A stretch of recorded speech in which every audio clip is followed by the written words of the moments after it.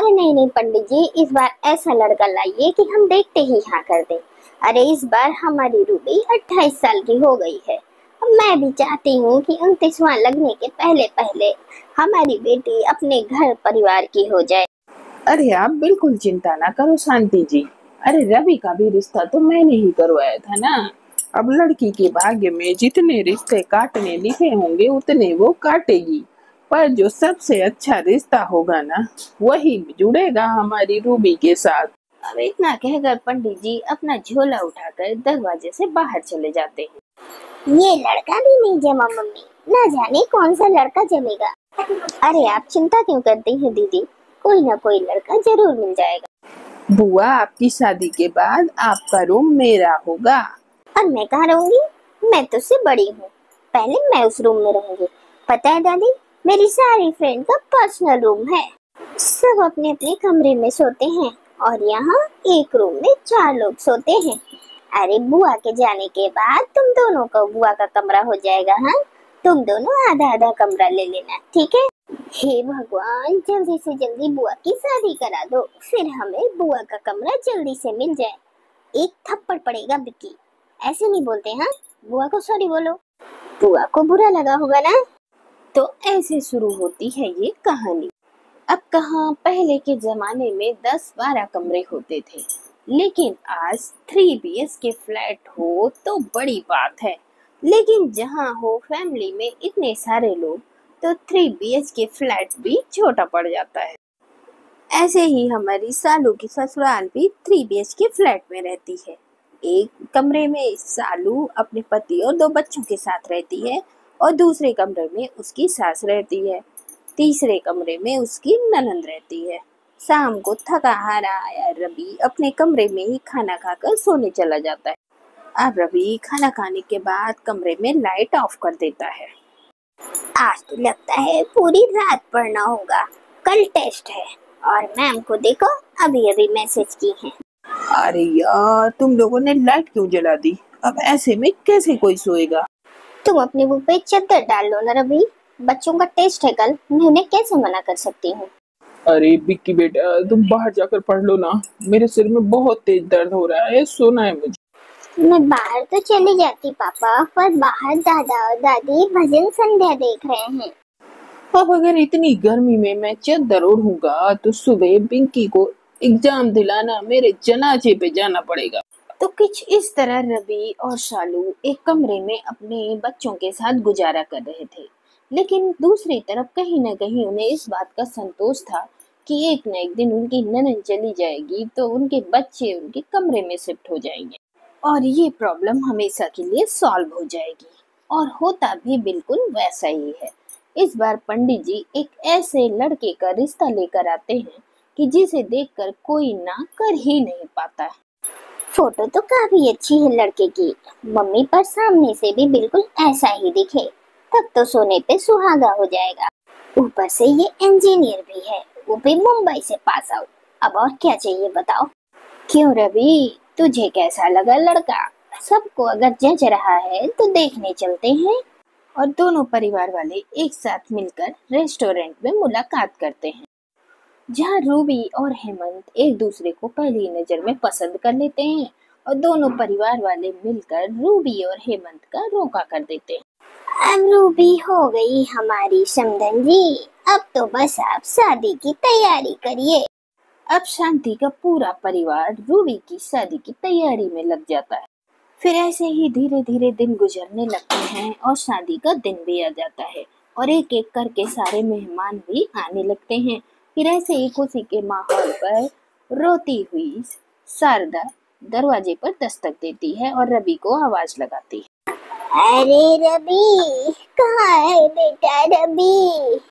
अरे बुआ जी आप, सालू बुआ जी का सामान अंदर रख दो। आइए बुआ जी, आप रो क्यों रहे हैं? तू भी कितने दिन रखेगा बेटा मुझे? मुझे पाइल्स हो रखी है, मेरी बहू अब मुझे अपने साथ रखना नहीं चाहती। ये कोई तरीका है अपनी सास को घर से बाहर निकालने का? भाभी ऐसा कैसे कर सकती हैं? आप रोइए मत बुआ जी, बिल्कुल चिंता मत करिए, ये घर भी आपका है, आप जब तक चाहें यहाँ रहिए। इसका मतलब दीदी अब बुआ जी भी हमारे साथ रहेंगी। अब हमारे घर में कितने मेंबर हो गए? वो तो हमें नहीं पता अमर, पर लगता है पापा की तरह हमें भी बालकनी में सोना पड़ेगा। फिर धीरे धीरे शादी का दिन और नजदीक आ जाता है। फिर एक दिन रूबी और हेमंत की शादी हो जाती है।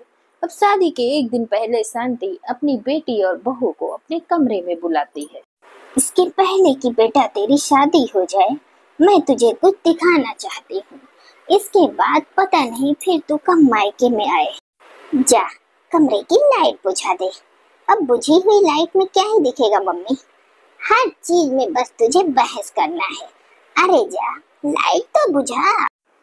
अब जैसे ही रूबी लाइट को बुझाती है तो शांति अपने संदूक से एक छोटा सा बक्सा निकालती है और शांति जैसे ही उस बक्से को खोलती है कि पूरे कमरे में उजाला हो जाता है। ये क्या है मम्मी जी?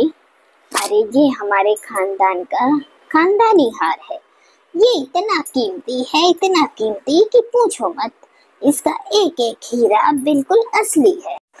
आपके पास इतना महंगा और इतना कीमती हार है, आपने मुझे कभी बताया नहीं। देखो तो इतना चमक रहा है जैसे कमरे में किसी ने हाइड्रोजन बल्ब लगा दिया हो। अब रूबी मन ही मन सोचती है कि ये हार मम्मी उसी को दे। अरे वाह, लगता है ये हार मम्मी मुझे मेरी शादी में देने वाली है। अब इतना कीमती हार पाने के बाद किसी को क्या ही उम्मीद रह जाएगी। हेमंत के साथ शादी हो रही थी, इस बात को लेकर रूबी एक्साइटेड तो थी, लेकिन ये हार देखने के बाद उसकी एक्साइटमेंट का तो ठिकाना ही नहीं रहा। फिर शादी वाले दिन मंडप में कन्या के घर वाले कन्या को जो देना चाहते हैं अभी उसको दे दें। जी जी पंडित जी। अब रूबी का भाई उसकी झोली में सारे गहने डाल देता है, लेकिन रूबी देखती है कि उन गहनों में वो हार नहीं था जो एक दिन पहले उसकी माँ ने दिखाया था। इन गहनों में तो वो हार का बक्सा ही नहीं है। लगता है भाभी ने मम्मी का दिमाग घुमा दिया होगा। कह दिया होगा मम्मी ये हार अभी दीदी तो नादान है, वो तो संभाल ही नहीं पाएंगी, घुमा देंगी। पर क्या भाभी ऐसा कह सकती हैं? हाँ बिल्कुल कह सकती हैं, क्योंकि इतना कीमती हार देखकर तो किसी का भी मन डोल जाएगा। कैसे पता लगाऊं, क्या करूं? हार पर तो नजर रखनी होगी। आइडिया। और इसके बाद रूबी कोई टेंशन नहीं लेती और वह विदा होकर अपनी ससुराल चली जाती है। फिर अगले दिन सुबह रूबी अपनी ससुराल में टॉप के ऊपर साड़ी लपेटकर कमरे से बाहर आ जाती है, जिसे देखकर श्यामलाल जी चौंक जाते हैं। और मैं अंदर जाता हूँ, मैं अंदर ही पेपर पढ़ लूंगा। अरे आप मेरी चाय अंदर ही भिजवा दीजिएगा सुनीता जी। अरे क्या बात हो गई जी, आप अचानक कमरे में क्यों जा रहे हैं? कि तभी सुमित्रा जी की नजर अपनी बहू पर पड़ती है, जो टॉप के ऊपर साड़ी लपेटकर लड़खड़ाते हुए अपने कमरे से बाहर आ रही थी। अरे ये क्या हाल बना रखा है बहू तूने?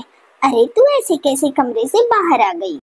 यही तो मम्मी जी, लड़कियों के साथ ये प्रॉब्लम भी है। अब ये भी लड़कियों की ड्रेस में वैरायटी आ गई है। अब साड़ी के साथ साथ इसके आधे कपड़े तो मम्मी के यहाँ ही रह गए। ये साड़ी तो आ गई यहाँ, पर इसका पेटीकोट और ब्लाउज मम्मी के यहाँ ही है। मम्मी जी इस साड़ी के पीछे भी मैंने पेटीकोट नहीं पहना बल्कि शॉर्ट पैंट पहना है। ओहो, ये तो बड़े आफत वाली बात हो गई जी। वही तो मम्मी जी मैं कह रही थी, मैं जरा अपने मायके होकर आऊं, वैसे उधर से अपने कपड़े भी लेते आऊंगी। हाँ हाँ जा बेटा जा, जा कपड़े लेकर आ और जाना साथ में हेमंत को लेते जा, क्योंकि तेरी अभी नई नई शादी हुई है ना, यूं अकेले बाहर निकलना अच्छा नहीं लगता। और फिर पति हेमंत के साथ रूबी पहुंच जाती है अपने मायके। अब ये कपड़े ही बनेंगे मेरे मायके आने का रास्ता। और कपड़ों के बहाने रूबी पहुंच जाती है अपने मायके और अभी अभी ब्याही बेटी दामाद को देखकर शांति उनके आवभगत में लग जाती। अरे देख बहू कौन आया है। अरे दीदी आप, सिर्फ मैं ही नहीं भाभी, ये भी आए हैं, इसलिए आप वहाँ से पिंकी और बिट्टू को वहाँ से हटा दी। अब ये कहाँ बैठेंगे, वैसे ले देकर 3 ही तो कमरे हैं हमारे घर। और इस तरह रूबी अपने मायके में अपने कमरे पर कब्जा जमाए रखती है और वह हर दिन यही करती। आधे तहे कपड़े पहनकर आधे कपड़े मायके में रहने का बहाना बनाकर अपने मायके आ जाती।